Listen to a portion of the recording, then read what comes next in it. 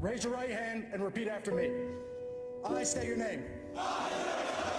Do solemnly swear to support and defend the Constitution of the United States against all enemies, foreign and domestic, according to regulations and the Uniform Code of Military Justice. So help me God.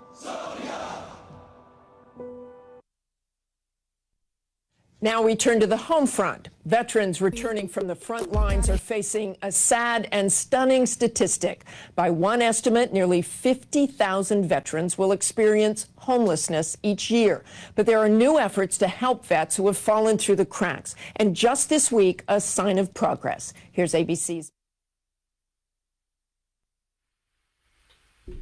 Good afternoon, friends, family, loved ones, enemies, contributors, distractors. This is Kevin Lewis on the Blueprint. And this week's show is called No Second Servings for veterans in America.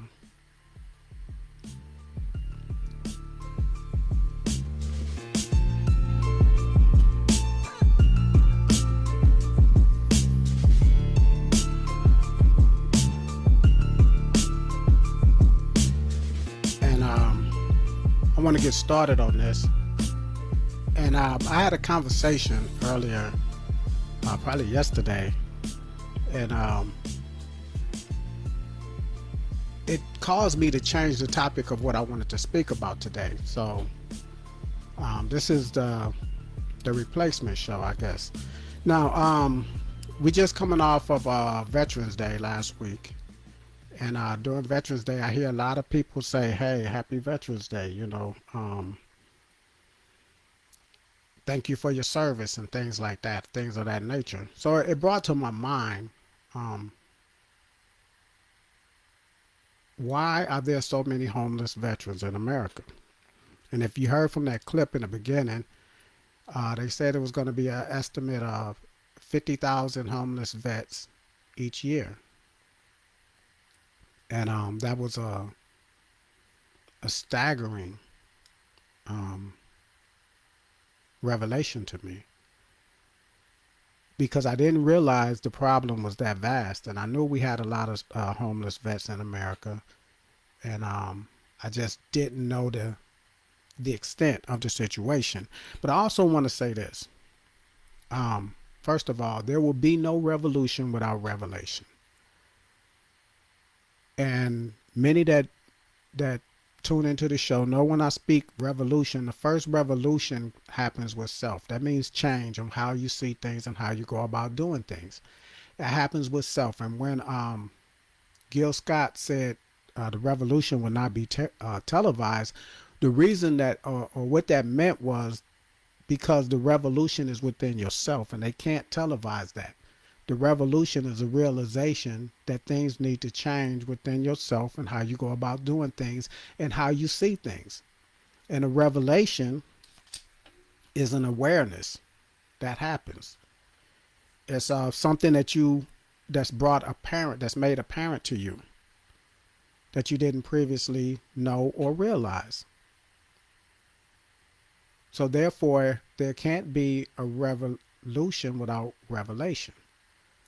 And what I wanted to bring to people's attention was an issue that I saw, not just with saying that I'm trying to carry the torch for the homeless vets in America, but what I wanted to bring to people's attention was the contradiction.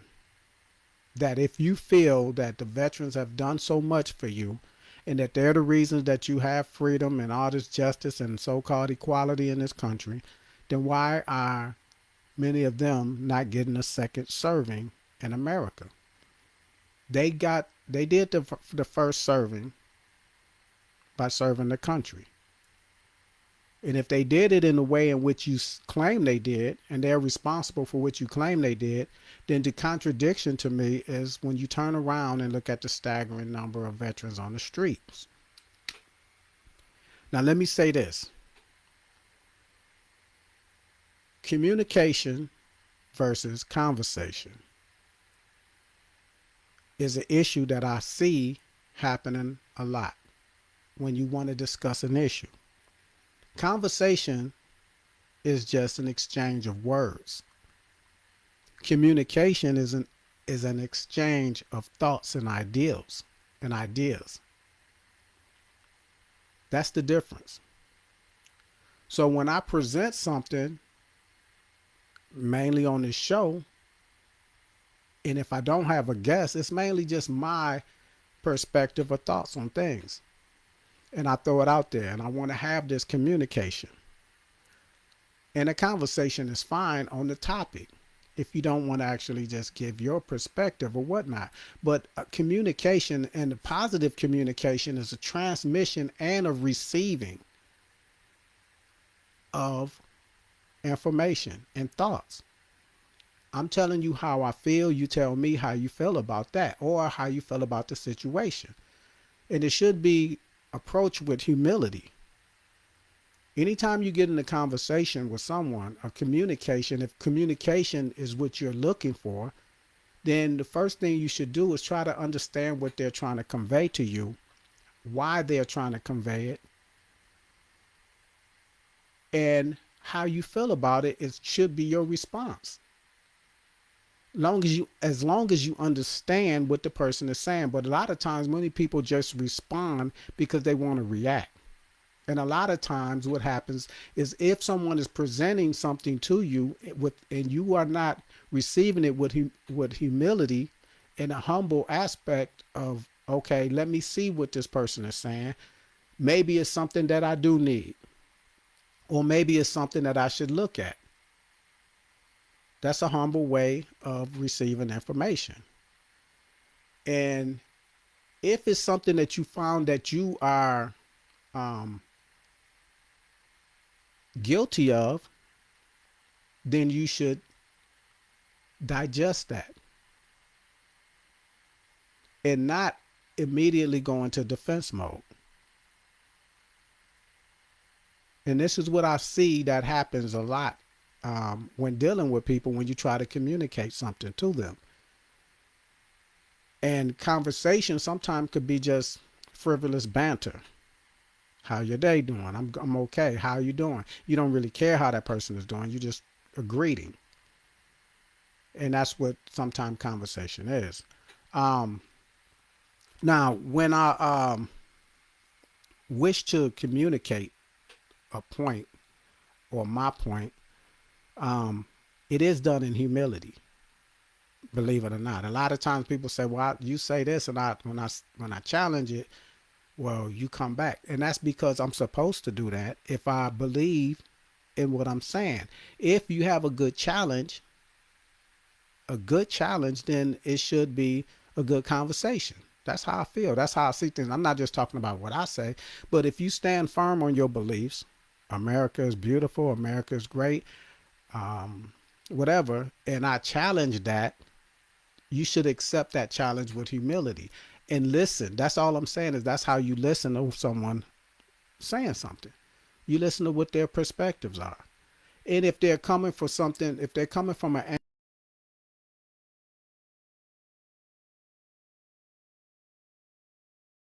parent immediately, and this is where communication tends to break down, or you don't have good communication with someone. Now, when I'm talking about the homeless vets, and anyone who knows me or has had this conversation with me knows that I'm not taking it from a stance of my personal perspective. I'm talking about the contradiction that I'm seeing, because I will go over my personal perspective on the veterans of being a veteran in America. Now, to becoming a veteran, that means you served in the military forces. And what you heard in the beginning was the pledge that you take. You know, you raise your hand and you take the pledge. You're the code of military justice and all this stuff like that. Stating your name and saying that you'll defend this country from invaders, foreign and domestic. And I have on many occasions said that many of the military, and most of the military personnel that I know, including myself, did not do that. We have took a pledge to defend Americans against any foreign invaders or domestic invaders. And this country has not done that, because we have Americans in this country that's being oppressed, and that has been oppressed. And our military should be stepping in. You see this in other countries where you see the military has formed some type of coup, or they have stepped in. Someone, a general or something, stepped in and say, no, you're doing the people like this, or I think this should be happening. And that hasn't happened in this country. So they have allowed the domestic threats to continue. And this is what I contend. Now, when you serve, like I said, you join the Army, Navy, Air Force, Marines, National Guard to an extent. And you make that pledge. Now, why do black and brown people join the military? That you join, anytime you join the military, it's a gamble. You're gambling with your life, basically. Because no one joins the military wanting to die. No one does that. And you're hoping most of the time, or most of the people I know, you're hoping that you don't have to go to war. A lot of times in our communities, we join because of the benefits. And we're hoping the benefits outweigh the gamble. I mean, you hoping that the benefits went out. So a lot of times that when we join, is because our economic situation, our family economic situation, for schooling, tuition, things like that. Many of us look to join the military for the benefits of getting your education paid for, your college paid for. Many people join the military because they're unable to get scholarships. And a lot of times they don't want to be burdened or burden their families with a student loan. And they want to further their education. I've known a lot of people that have done that. A lot of people do it just to make a living because they have no options. You get out of school and your options are very few. Many people join the military to escape the streets. That was my case. I wanted to escape the streets. What I saw happening around me. We have very few options. I'm looking at the comments, and Aisha said the video keeps stopping. I'm hoping that that's not messing up my feed, or it won't continue to mess up. I'm sorry if that's happening. I don't know why that's happening. And she also said, I appreciate y'all showing up, Aisha, Lede, and Daryl. Appreciate you showing up this week. And she said she had to look for me, and she didn't get a notification that I was on. And I think that's something that's happening. Like I said, what I spoke on last week was I got a notification about something from Facebook. And something about Chappelle. That's what it was. And when they told me that they were gonna basically cut down on the access that I have, or those others have that they're cut down on the access that others will have to me. So a lot of times you probably won't get a notification now. But I mean, that's not having control of, or letting someone else have control over what I'm trying to do. I'm hoping everything come back and you're able to hear me and it's not interrupted. But other reasons why we may join the military. Like I said, I joined to escape the streets. Didn't have many options. And some people join for patriotism. I think that's very few people that I would say was brainwashed by the propaganda of the military forces. I think that the thing of not having too many options is probably outweighing everything else. Because if you had a better option, you would take a better option. And I always contended that I thought it was better options out there, unless you didn't plan to go to college and you couldn't get a good job. A lot of these things in the black and brown community is controlled by the system. So many of us are forced to make these choices that others are not made to the family economic thing. That's something that's prevalent in minority communities. So most of the people, a higher percentage of military personnel are black and brown. As when you're looking at the statistics and the demographics of America, we make up more percentage of military personnel than we do in the civilian population. Now, with that said, when you do join, what happens? Now, what happens is you go to join the military, you are given a test. The testing is aptitude oriented, and is scholastically structured, meaning that your education plays a big part on what jobs that you can choose and what jobs you can't get. The high-tech jobs, of course, you need the higher scores. And when you score high on I believe it was the ASVAB test, I believe that's what it was when I joined. The higher you score, say like if you scored a 96 on it, then they gave you an option of having all of these jobs. They had all these, okay, you could do this, you could do this, you could become a dental assistant. You may not be able to become a dentist. You may have to have a 98 or above, or, some kind of doctor or something like that. This is how it works.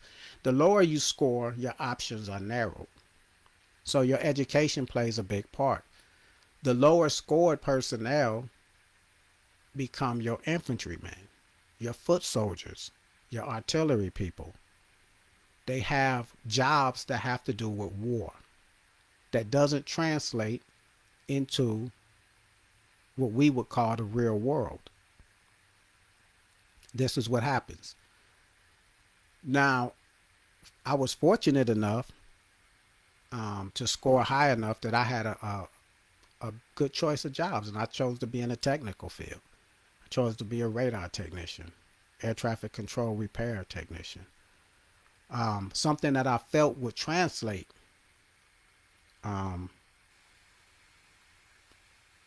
when I got out the military, because I didn't plan to retire. It was an escape route, basically. So a lot of other people that scored lower, what happens is you become things like cooks, artillery personnel, scouts, things that it doesn't take a high scholastic aptitude to achieve. Training. Your training is going to be a month or so. You become a cook, they teach you how to flip burgers and basically cook things. It don't take that long. You learn on the job training sometime like that. When I had to go I don't know how many months, but my schooling was months on top of months on top of months.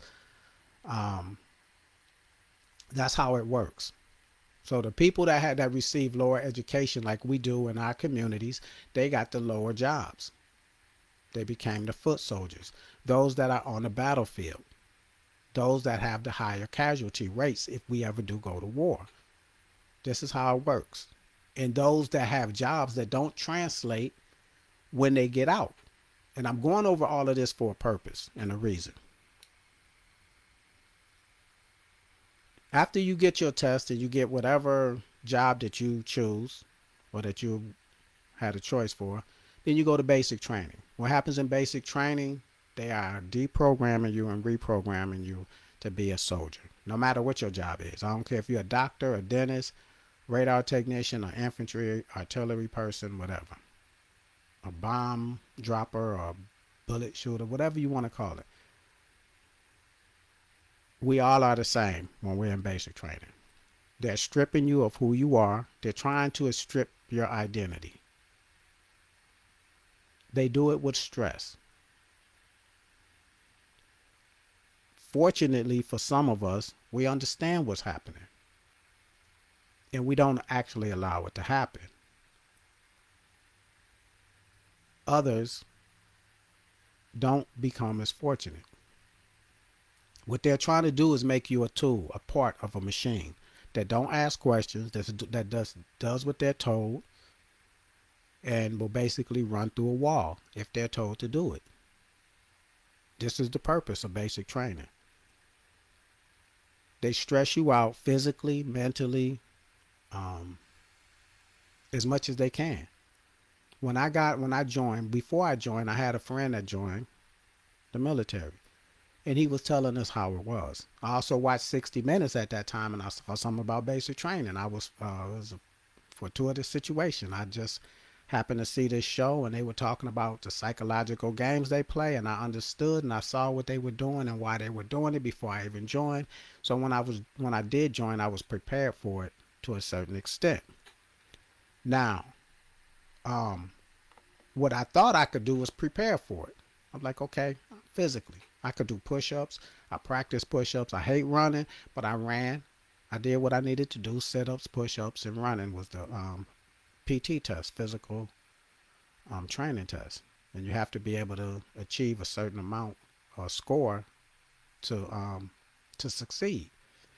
And those that are not able to do it, they're going to run you to death. They're going to make you do push-ups. Also, those things are punishment. So they're punishing you anytime, and everyone gets punished, no matter what. You could be squeaky clean, doing everything you're supposed to do, and it doesn't matter, because that's what they're there for. They're there for to impose stress upon you. They're checking to see if you are able to make it to what they need you to be, which is a soldier, a foot soldier, no matter what your job is, because no matter what, you may be called to go to war. If you're good physically, they try to get you on a mental aspect, psychologically. You lose sleep. They know that people can't function at a certain degree without enough sleep. Sleep deprivation, purposely given and done to you. So you're lacking whatever it is, they're going to try to break you. And that's what the whole thing was. They're going to break you so that they could build you back up. Now, what I'm doing is laying the groundwork for people that's never joined the military or didn't understand what was happening in the military. Now, some of the forces, the armed forces are different. Air Force is not like the Army, and the Army isn't like the Marines, and the Navy isn't like any of those like that. But they still all go through some kind of basic training. Now, once you get out, and your family say, oh, he looks like a different person, he does this differently, that's because they stripped away what you came in as, and they rebuilt you and try to reprogram you to be something else. The programming is mental. Physically, they build you up so that you're fit and everything like that. And now you have adapted to the military life. You've been institutionalized, so they think. Many of us haven't been. Some of us have. That's all they know. Many of them needed structure, and they got it in the military. They were being paid, taken care of. This is what the basic training is about. They have to break you. They have to stress you. Many people have succumbed to that. And then you have times where we are at war. Now, when I was in, we wasn't at war, so I thought it was a great time to join it. Then once I was in, things start hitting the fan. We had the Panama thing, and we had the Desert Shield thing, Desert Storm thing was happening all while I was in. But I was fortunate enough to score high enough and had the sense to get fixed, which we call fixed base, which means you have tactical and fixed. Fixed is like, you're a dental person, things like that. Tactically, they do have dentists that have to be out in the field because things like that happen. You have toothaches and things like that while you're out in the combat zone. So some dentists were tactical, some of them were fixed base, what we call home base. Like we never went to any danger zones or anything like that. And I was fortunate enough not to be in that position. Some of our infantry people, there's no such thing as infantry personnel and artillery personnel. Those war jobs that are fixed base, they're all tactical. They practice. That's all they do. They practice going out, training to fight. And then when things jump off, then you're out there fighting. Low scores, education scores, disposable personnel. They don't put a lot of money into training you like they would do a doctor, a dentist, or a radar technician and things like that. So they don't mind losing you. You are the army ants. This is how the military works. They may give you a nice bonus. When you're a kid coming from the hood and they throw $18,000 in your face, first thing you're thinking about is, man, I could buy me a car and I could buy me a gold chain, things like that. When I go back home, everybody's going to be oohing and eyeing because that's your mentality. You're a young kid. You're 18 years old, 19 years old. You don't have, you're not looking 5 years down the line and things like that. You're not looking at if you go to war. In fact, when I was in there and the Panama thing jumped off, a lot of the people that I knew started going AWOL. Not in my unit, but the medics and stuff like that. There's a lot of women in the medic unit. When I went in, they let women in to go to combat zone. At first, they would let women in the military, but they wouldn't send them into combat for obvious reasons. But then they opened it up, and a lot of the women was like, I didn't sign up for this. So a lot of them went AWOL. That means you leaving. You're not even supposed to leave. You just trying to, break, get up out of there. I'm not going over there. I'm not going down to South America. I'm not going to Central America. Things got real. A lot of people, like I said, because we didn't join to go to war. We didn't join to be patriots. We joined for a better life, for options that we didn't have, that the system basically constricted in our communities. The schooling isn't as good in our communities as it is in other communities. Therefore, your scores are not going to be as high as those that's going to other schools in different neighborhoods. Your options their options are going to be different. What we're getting from them is the bottom of the barrel. What you're getting from us, it doesn't matter, because you can be great in school, you could be an intellectual, and all of that, but you don't have the means to do something otherwise, or you don't want to put that stress on your family as far as paying loans and things like that off. So this is what happens when you're in the military. Now, like I said, sometimes people go to war. Then that's a whole different stress. You have post-traumatic stress. Seeing things that I contend a lot of black people see and brown people see in their own communities. Before, when you're young, I always contended that growing up in the hood, you see people getting their head blown off. You have friends that die while you're in high school. People being killed. I've seen that. And a lot of people that I know now that's not from my community, they seen nothing like that. And they look shocked when I speak on things like that with people that I know. If they overhear a phone conversation or stuff like that, we talk about, you remember so-and-so when they died and the whole school was like this. The people was like, man, like that sound like a movie, but they don't go through what we go through. So we probably have post-traumatic stress. And the thing is, when these soldiers are over there fighting, they seeing their comrades getting killed, or they're seeing people get their heads blown off or blowing up in bombs and things like that. They have post-traumatic stress, which means you're not in that trauma anymore, but you're carrying it with you. Psychological issues, mental issues. A lot of times what happens in the military, and this is what happened when I was in, they started putting people out that had the lowest scores. And you were given a chance to take a test again, and if your scores wasn't high enough, they started putting people out because the military became more intelligent. meaning that they didn't need the foot soldiers like they thought they did at the time. The Cold War was over with. Russia wasn't a threat anymore. The way that we were going to fight a war wasn't going to be on the ground and things like that. We were going to be able to have technical wars like we've been having a lot of times when you're shooting from helicopters and things like that, missiles and airplanes and things like that, as opposed to ground fighting. So a lot of those people were being put out. You were used, abused, and then let go. And when I'm saying that, understand those are the people that had the lowest scores, the lowest jobs. So when you got out, your job as a tank driver didn't translate to the outside world, as we call it, the civilian life.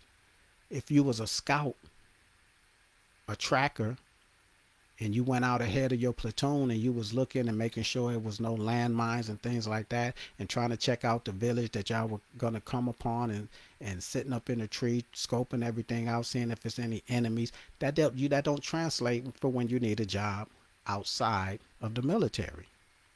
Now they're pushing you out. They don't need you anymore. You've been institutionalized, which means being part of an organization and attached to that organization. That's what happens. You're established in that organization. And now that organization doesn't need you anymore. You became a part. They stripped you of who you were, made you a tool that fits into the machine. Now the machine doesn't need you anymore. Now you're basically being pushed out. You're not able to retire like you thought. Now what are you going to do? A lot of our soldiers have post-traumatic stress. If you go to war, what you're doing, like I said, it's a gamble. You gambled and hoped that you didn't have to go to war. You ended up going to war. You lost that gamble. But the big gamble is your life. You didn't lose that gamble. So you won, but now they're putting you out. You went to war and now you got post-traumatic stress. The thing is, does it become a post-traumatic stress disorder? Is it PTSD, or is it just PTS? The disorder issue becomes the problem. Disorder means no order. It means chaos. That's what's happening in your mind. It's chaos. There's no order to things. It becomes a mental illness. You're not able to adapt. You're not able to live without the structure that you were born into, because they gave you a rebirth. They tore down who you was. They gave you a new life, a new beginning, and then they don't need you anymore. And many of them are not able to go back and adapt to who they were or where they come from. They see things differently. The structure is gone. You're told where to go, when to be there, what time to get up, what time to eat. This was the military life. Everything was structured. They told you how long you had to be at a certain place. Your flight is going to be here. This is your next destination. Be there by this time. Don't be late. This is who you report to. That person will give you instructions on what to do next. This is how the life was. When you have free time, these are things you can do. These are things that we do not allow you to do, or that's not permissible. Everything was structured. Now you're leaving and going into the real world,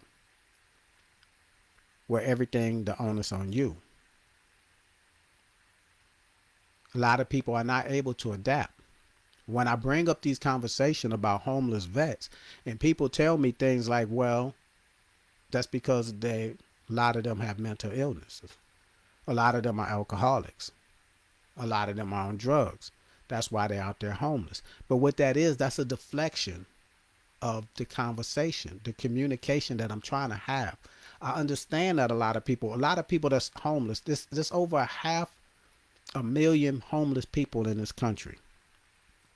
My point on the whole homeless thing, it should be no people homeless in this country. This country is too wealthy for it to be homeless people. If there are people out there that's homeless and they have mental illnesses, then we should treat our own. What do you do with people that are ill? You treat them. I'm not saying that we should cure mental illness. You're not going to cure it, but you should treat it. Over 500,000 homeless people in this country. On the video, they said 50,000 of them a year will be veterans. People that's getting out of the military.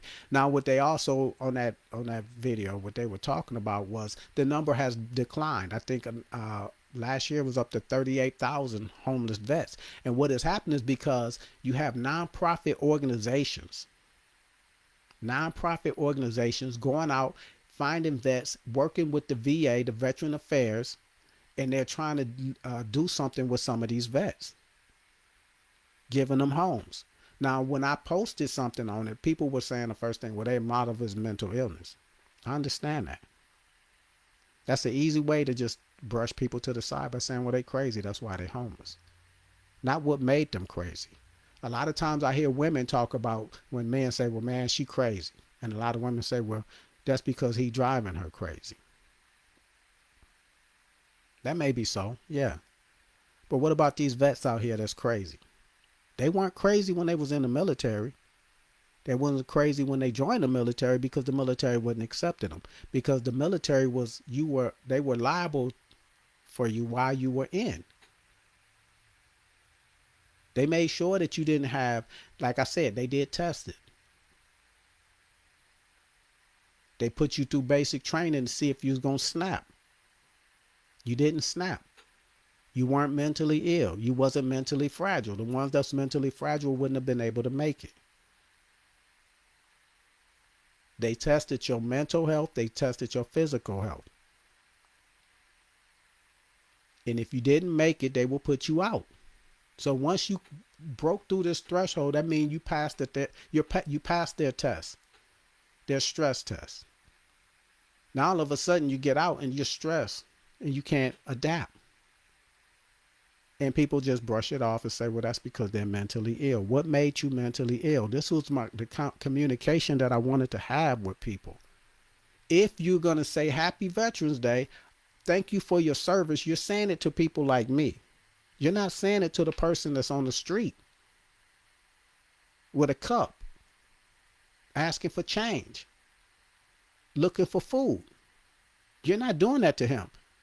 When they had a sign to say, I'm a vet, you're passing that person by.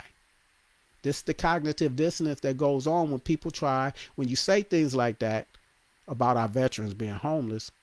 That's a defense mechanism that people come up with because you don't want to have the communication. You just want to have the conversation. Oh, well, they're mentally ill. Oh, they're drug addicts. Oh, they're alcoholics. What do you do to relieve stress? Many of us that work on a day-to-day basis, weekly basis, we can't wait till Friday or Saturday to go out. What we're going to do, we're going to have some drinks. Why? We blowing off steam and stress. This helps me relax. When people are stressed out, they turn into addicts, whether it's drugs or alcohol, because they're treating themselves. I understand that they are mentally ill, and I'm saying that's a problem that they're not being treated and taken care of. That's all I'm saying. The superficial, they're angry. They spit at you. You try to help them, they do this. Or you bring them into your home and they still want to go back out in the street. They're not used to that structure. They're not used to, this is not the life that they wanted. They're overstressed. If they're mentally ill, you're not expecting them to they're going to make decisions that you don't understand. They're making decisions that they don't understand. They don't have their whereabouts. So why are we holding them accountable for being mentally ill? That's my question. If everything is what we say it is,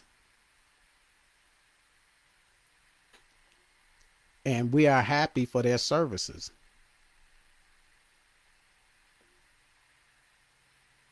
Okay, it's good to hear. I heard Teresa showed up and she said the video stopped one time, and but it's good for everything is good now. Isha said it's still interrupting.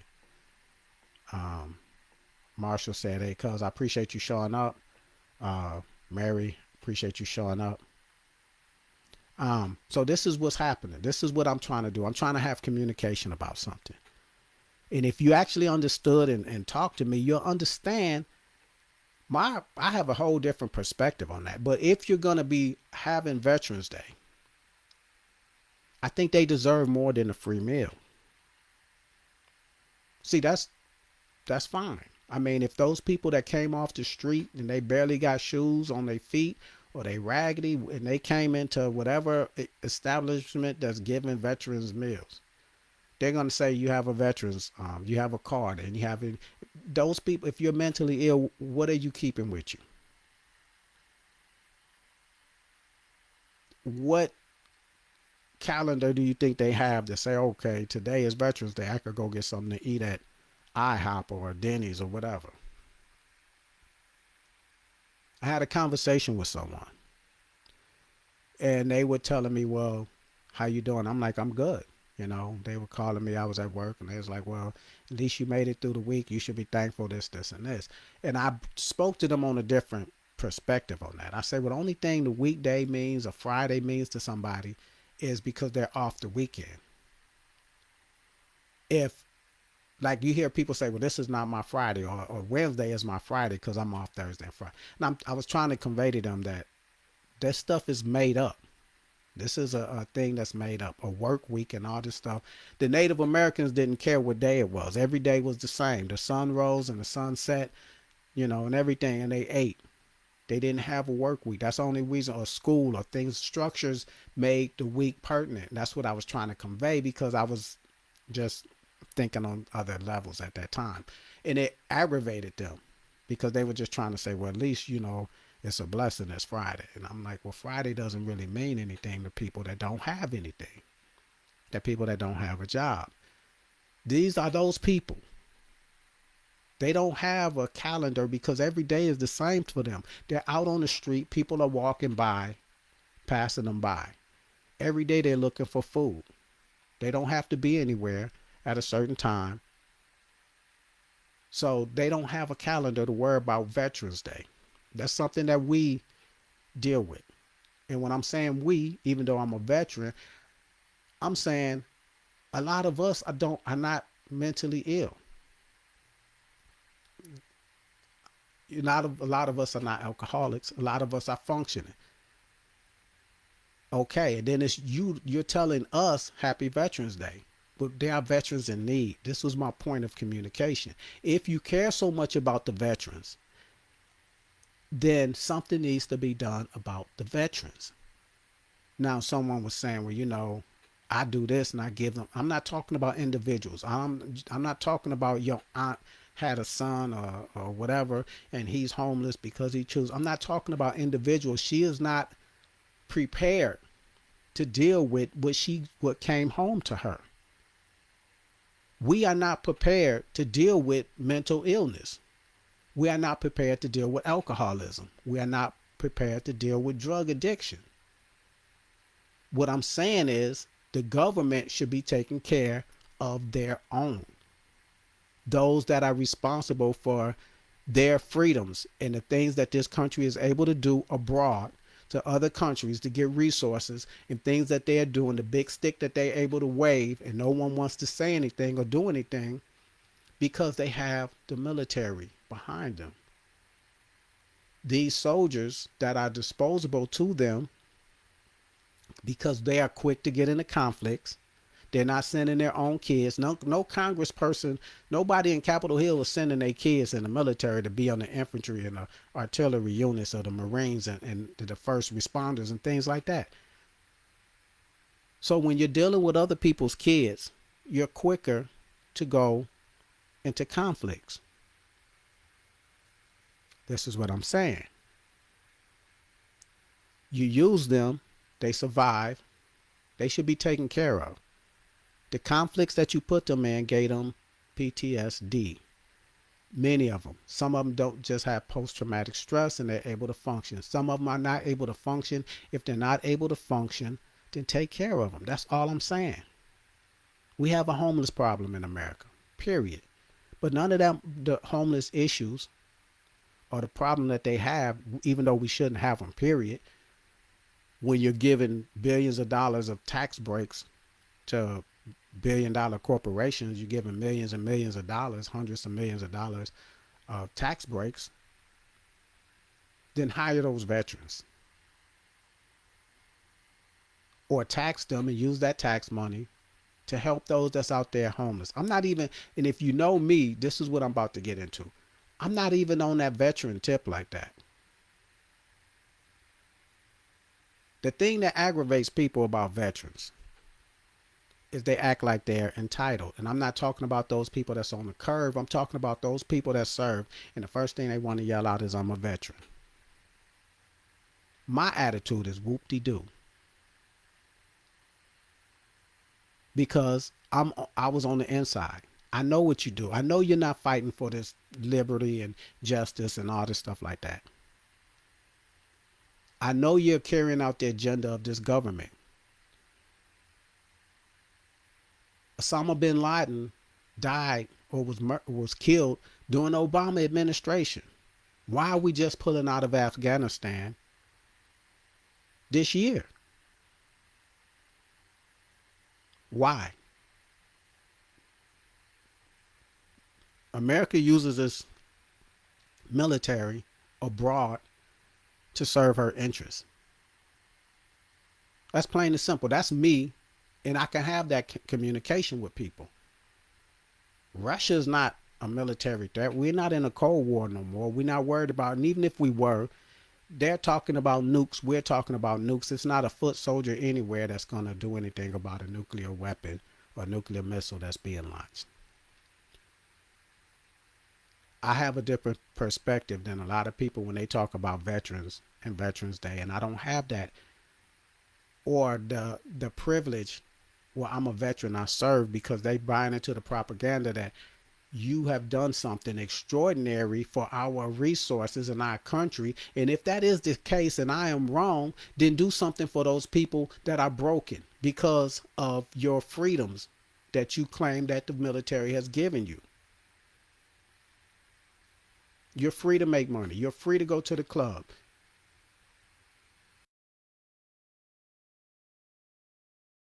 To do whatever they're doing because of these veterans. That's a lot of them. Some of them are broken now. That's homeless.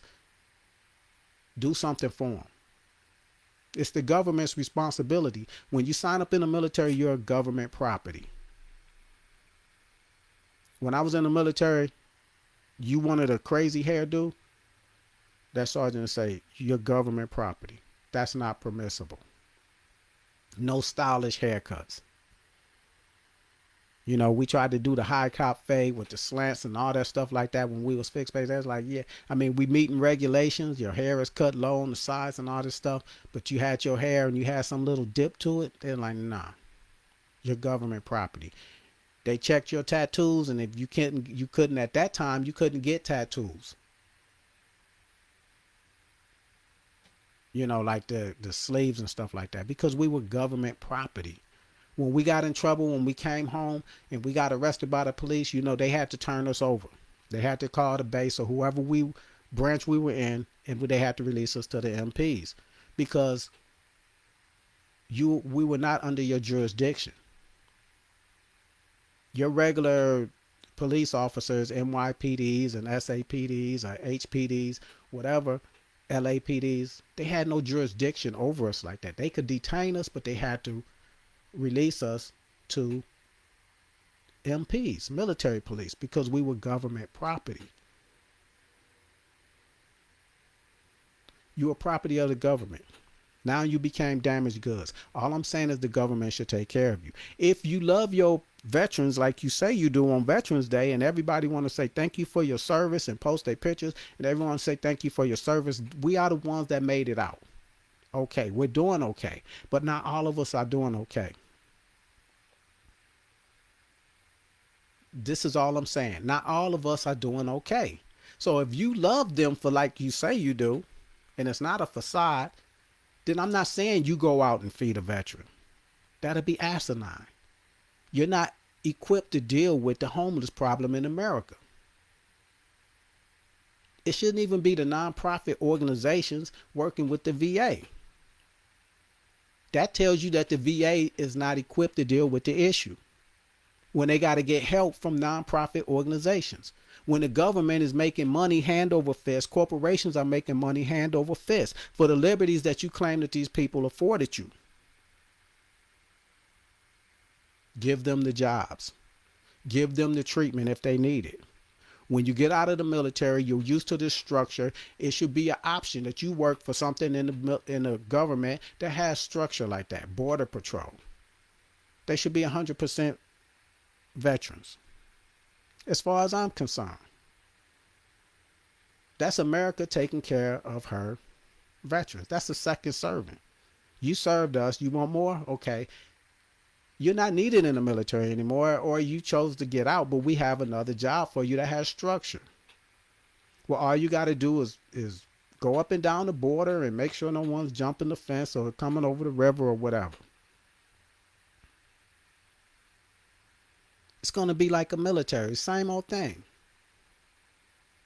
Structure. You're not going to be stressed. And if you're stressed, we'll take care of you. If you have a mental illness, just like any other illness when you was in the military, we took care of you. And if we have an illness that happened, if I have an illness that I could contribute to being in the military, they would take care of me for it. Till this day, I have to prove that it happened while I was in the military or a result of my military tenure. They would take care of it. These people have mental anguish, mental illnesses.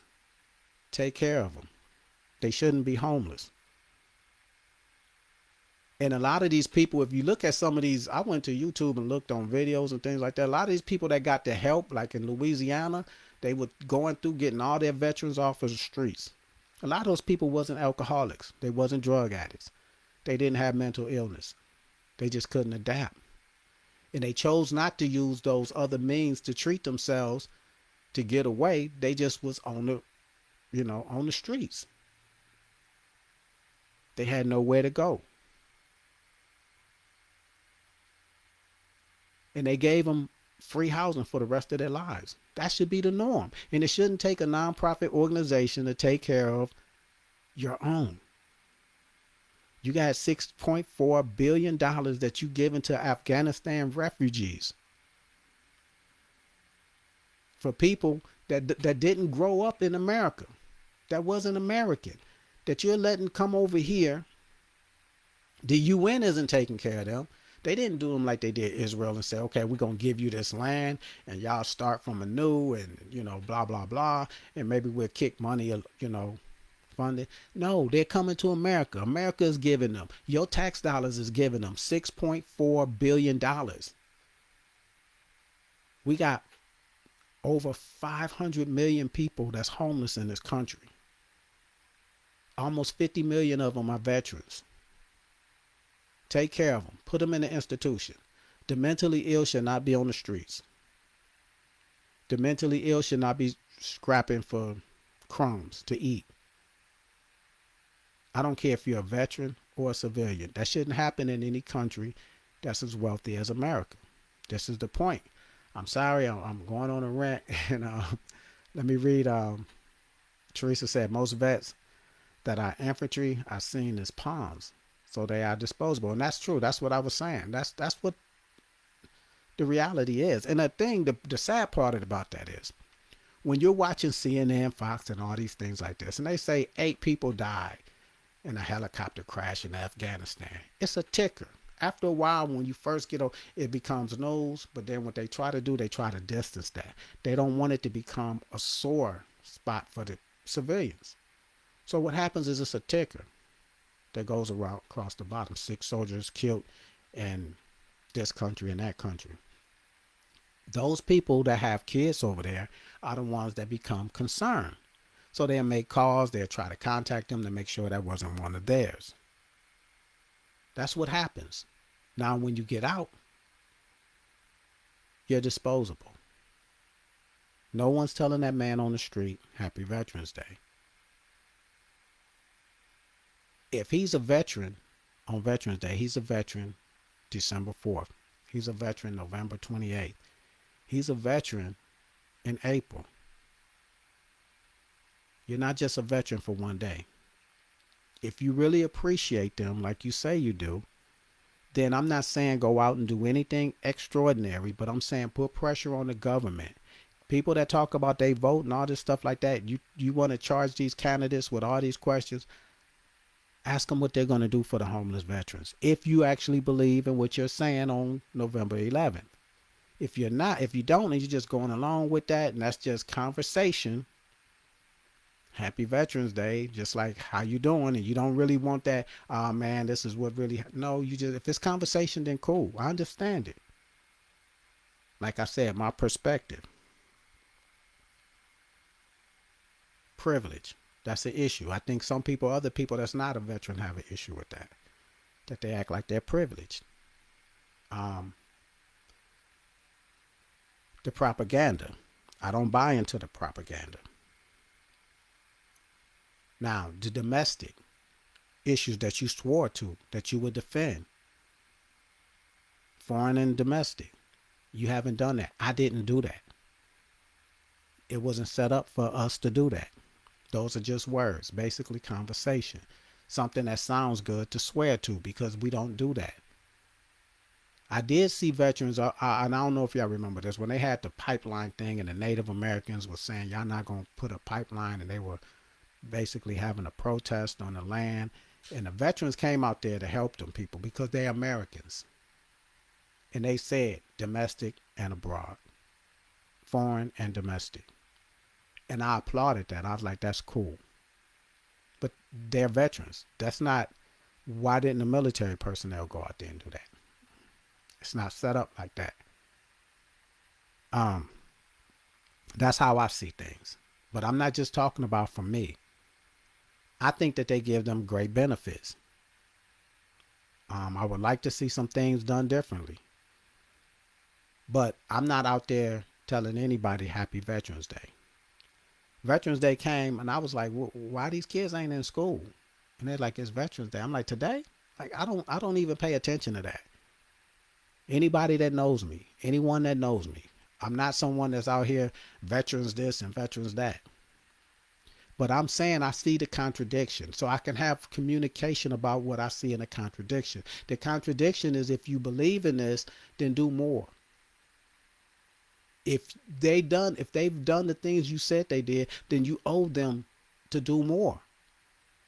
And I'm not saying make peanut butter and jelly sandwiches. You could do that on your own. My thing about the government and people trying to do things, when I see people say, well, give to this fund or give to this cause, the government is giving tax breaks by the millions to corporations. Why are y'all asking common people that's working on it every day to pay mortgages and rent and gas to get to work and all these things like this, that got issues with their kids and all this stuff like that? Why am I taking time and money out of my account to pay for something that the government could be taking care of? The government could be doing a whole lot of things that they're not doing. I did a show, did research, and I found out they have $1 trillion a year that they can't account for. The Washington Post put that out. That's things that they're not going to let you know that. And I mean, I'm not saying that it's lost. They just saying that it's not on the books. And I was saying that we talk about our 1 trillion something spending power as black people, and we use that and we could force the government to do this if we do it properly. You're not going to force somebody that when what you making is chump change to them that they don't even know where it's at. Understand how much money we give to Israel every day. $10 million and get nothing in return. Look up how much money we are giving to Israel on a daily basis. How much that equates to in a year. And then you talk to me about the homeless problem in America. You talk to me about the vets. You talk to me about any money that they talking about giving to St. Jude's and donations and stuff like that. If you want to feel good about yourself, then do it. But what I'm saying is, it's a fat hog that's not sharing anything that it could be sharing, but it's giving money outside of this country to others, foreign, not domestic, constantly. And we are not made aware of it unless you receive a revelation. And you're not going to have revolution without revelation. This is what I was talking about. And once you start understanding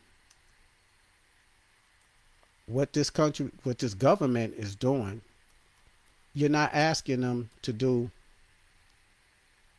too much by saying, take care of your own. You're not asking too much. $146 billion is going to Israel over a 10-year period. $146 billion is going to Israel. We give other countries money also, but that's what we're doing. This is what the money that we're giving. So much so that they know the homeless veteran issue or situation is an issue, that all these administration is promising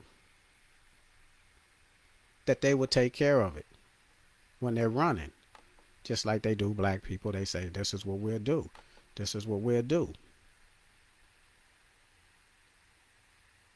We give over $3 billion I mean, the numbers be astronomical. We can't even digest it on a daily basis. You know, $10 million a day. Something. I mean, it's astronomical. You look up how much money we give to Israel, how much we give to other people. Like I said, I'm all right. But if I'm a veteran and I'm going around talking about Veterans Day and I'm going around acting like, hey, man, we did this and you did this, you're not supposed to want to leave a comrade behind. That's supposed to be our creed. That's supposed to be the military way. You know, I was never that you know, patriotic type person, but I'm saying in America shouldn't be leaving anyone behind. I'm not talking about giving us more benefits. I'm not saying when we go, we deserve more benefits. If they want to do that, fine. I know what I signed up for. I knew the benefits that I signed up for. I'm not going to sit up and bitch and complain about anything of the life that I'm living or what I had to do when I got out. But I know some people were not able to adapt. They were not able to make it. It's just like not making it, you missing an arm, a leg, whatever thing. Some of the things are mental. Some of the stress that they have not been able to deal with becomes alcoholism, mental illness, drug addiction, or just homelessness, not being able to adapt. Take care of them. That's all I'm saying. I appreciate my man Ant for showing up. He said they give free meals to veterans on Veterans Day. I guess forget about the other 364 days. I appreciate the comments. And that's what I wanted to get across. I wanted to have communication and not just banter and conversation that a lot of people thought that we wanted to have when I posted the situation I posted. I see I'm going over, and hopefully I have a better show for y'all next week. I appreciate everyone that showed up. Peace.